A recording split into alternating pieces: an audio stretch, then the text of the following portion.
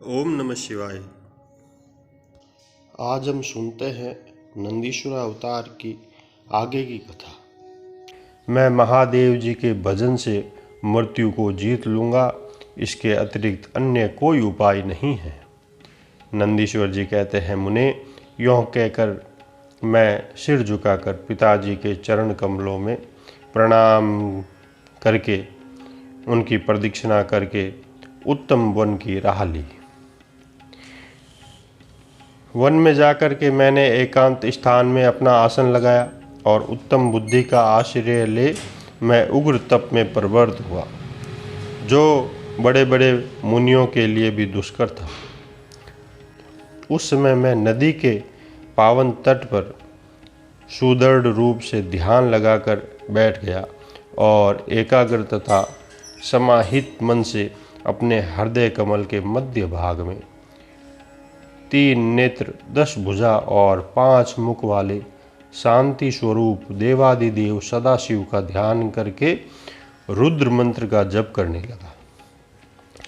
तब उस जप में मुझे तल्लीन देखकर अर्धचंद्र भूषण परमेश्वर महादेव प्रसन्न हो गए और उमा सहित वहाँ पधार कर प्रेम पूर्वक बोले। शिवजी ने कहा, शिलाद नंदन, तुमने बड़ा उत्तम तप किया है। तुम्हारी इस तपस्या से संतुष्ट होकर मैं तुम्हें वर देने के लिए आया हूँ। तुम्हारे मन में जो भी अभीष्ट हो वह वर मांग लो। महादेव जी के यो कहने पर मैं सिर के बल उनके चरणों में लौट गया और फिर बुढ़ापा तथा शोक का विनाश करने वाले परमेश्वर की स्तुति करने लगा। तब परम कष्टहारी वृषभध्वज परमेश्वर शंभु ने मुझ परम भक्ति संपन्न नंदी को, जिसके नेत्रों में आंसू छलक आए थे और जो सिर के बल चरणों में पड़ा था, अपने दोनों हाथों से पकड़कर उठा लिया और शरीर पर हाथ फेरने लगे। जय हो। फिर वे जगदीश्वर गणाध्यक्षों तथा हिमाचल कुमारी पार्वती देवी की ओर दृष्टिपात करके मुझे कृपा दृष्टि से देखते हुए यों कहने लगे, वत्स नंदी, उन दोनों विप्रों को तो मैंने ही भेजा था। महाप्राग, तुम्हें मृत्यु का भय कहाँ? तुम तो मेरे ही समान हो, इसमें तनिक भी संशय नहीं है। तुम अजर अमर दुख रहित अव्यय और अक्षय होकर सदा गणनायक बने रहोगे तथा पिता और सुहृद वर्ग सहित मेरे प्रियजन होगे। तुम में मेरे ही समान बल होगा। तुम नित्य मेरे पार्श्व भाग में स्थित रहोगे और तुम पर निरंतर मेरा प्रेम बना रहेगा। मेरी कृपा से जन्म, जरा और मृत्यु तुम पर अपना प्रभाव नहीं डाल सकेंगे। नंदीश्वर जी कहते हैं, मुने, यों कहकर कृपा सागर शंभु ने कमलों की बनी हुई अपनी शिरोमाला को उतारकर तुरंत ही मेरे गले में डाल दिया। विप्रवर, उस शुभ माला के गले में पड़ते ही मैं 3 नेत्र और 10 भुजाओं से संपन्न हो गया तथा द्वितीय शंकर सा प्रतीत होने लगा। तदनंतर परमेश्वर शिव ने मेरा हाथ पकड़कर पूछा, बताओ अब तुम्हें कौन सा उत्तम वर दूं? फिर उन वृषभध्वज ने अपनी जटाओं में स्थित हार के समान निर्मल जल को हाथ में लेकर के तुम नंदी हो जाओ, यों कहकर उसे छोड़ दिया। तब वह जल उत्तम ढंग से बहने वाली स्वच्छ जल से परिपूर्ण महान वेगशालिनी दिव्य रूपा 5 सुंदर नदियों के रूप में परिवर्तित हो गई। उनके नाम हैं जटोदका, त्रिस्त्रोता, वर्षध्वनि, स्वर्णोदका और जम्बू नदी। मुने, यह पंचनद शिव के पृष्ठभाग की भांति परम शुभ है। महेश्वर के निकट इनका नाम लेने से यह परम पावन हो जाता है।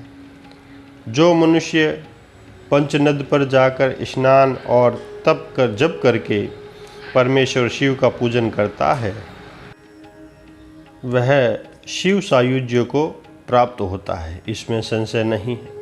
तत्पश्चात शंभु ने उमा से कहा, हे उमे, मैं नंदी का अभिषेक करके इसे गणाध्यक्ष बनाना चाहता हूँ। इस विषय में तुम्हारी क्या राय है? तब उमा देवी बोली, देवेश, आप नंदी को गणाध्यक्ष पद प्रदान कर सकते हैं, क्योंकि परमेश्वर यह शीलाद नंदन मेरे लिए पुत्र सरीखा है। इसलिए हे नाथ, यह मुझे भी बहुत ही प्यारा है। तदनंतर भक्तवत्सल भगवान शंकर ने अपने अतुलित बलशाली गणों को बुलाकर उनसे कहा। शिवजी बोले, गणनायको, तुम सब लोग मेरी एक आज्ञा का पालन करो। यह मेरा प्रिय पुत्र नंदीश्वर सभी गणनायकों का अध्यक्ष और गणों का नेता है। इसलिए तुम सब लोग मिलकर इसका मेरे गणों के अधिपति पद पर प्रेम पूर्वक अभिषेक करो। आज से यह नंदीश्वर तुम लोगों का स्वामी होगा। नंदीश्वर जी कहते हैं, मुने, शंकर जी के इस कथन पर सभी गणनायकों ने एवं वस्तु कहकर उसे स्वीकार किया और वे सामग्री जुटाने में लग गए। फिर सब देवताओं और मुनियों ने मिलकर मेरा अभिषेक किया। तदनंतर मरुतों की मनोहारिणी दिव्य कन्या सुयसा से मेरा विवाह करवा दिया। उस समय मुझे बहुत सी दिव्य वस्तुएं मिली।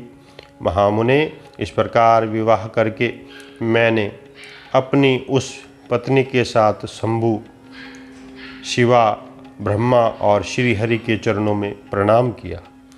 तब त्रिलोकेश्वर भगवान भक्तवत्सल शिव पत्नी सहित मुझसे प्रेम पूर्वक बोले।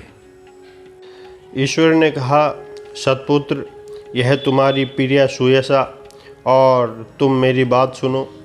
तुम मुझे परम प्रिय हो, अतः मैं स्नेहपूर्वक तुम्हें मनोवांछित वर प्रदान करूँगा। गणेश्वर नंदीश, देवी पार्वती सहित मैं तुम पर सदा ही संतुष्ट हूँ। इसलिए वत्स, तुम मेरा उत्तम वचन श्रवण करो। तुम मेरे अटूट प्रेमी, विशिष्ट, परम ऐश्वर्य संपन्न, महायोगी, महान धनुर्धारी, अजय, सबको जीतने वाली, महाबली और सदा पूज्य होगे। जहाँ मैं रहूँगा वहाँ तुम्हारी स्थिति होगी और जहाँ तुम रहोगे वहाँ मैं उपस्थित रहूँगा। यही दशा तुम्हारे पिता और पितामह की भी होगी। पुत्र, तुम्हारे यह महाबली पिता परम ऐश्वर्यशाली मेरे भक्त और गणाध्यक्ष होंगे। वत्स, यही नियम तुम्हारे पितामह पर भी लागू होंगे।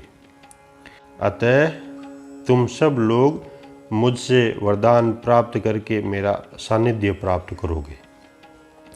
नंदीश्वर जी कहते हैं, मुने, तत्पश्चात महाभागा उमा देवी वर देने के लिए उत्सुक होकर मुझ नंदी से बोली, बेटा, तू मुझसे भी वर मांग ले, मैं तेरी सारी अभिष्ट कामनाओं को पूर्ण करूँगी।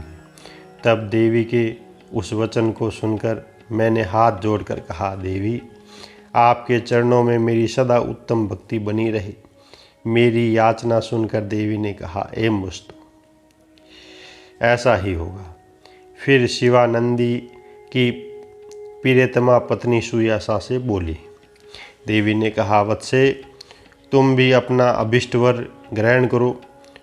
तुम्हारे 3 नेत्र होंगे, तुम जन्म बंधन से छूट जाओगी और पुत्र पौत्रों से संपन्न रहोगी तथा तुम्हारी मुझ में और अपने स्वामी में अटल भक्ति बनी रहेगी। नंदीश्वर जी कहते हैं, मुने, तदनंतर शिव जी की आज्ञा से परम प्रसन्न हुए ब्रह्मा, विष्णु तथा समस्त देवगणों ने भी प्रेम पूर्वक हम दोनों को वरदान दिए। तत्पश्चात परमेश्वर शिव कुटुंब सहित मुझे अपनाकर तथा उमा सहित वृषभ पर आरूढ़ होकर संबंधियों एवं बांधुओं के साथ अपने निवास स्थान को चले गए।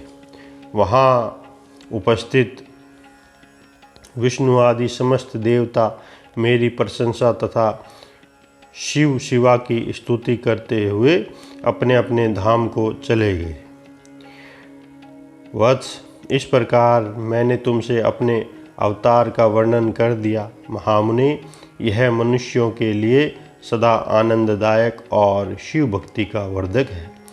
जो श्रद्धालु मानव भाव सहित चित्त से मुझ नंदी के इस जन्म, वर प्राप्ति, अभिषेक और विवाह के वृत्तांत को सुनेगा अथवा दूसरों को सुनाएगा तथा पढ़ेगा या दूसरों को पढ़ाएगा, वह इस लोक में संपूर्ण भोगों को भोगकर अंत में परम गति को प्राप्त होगा।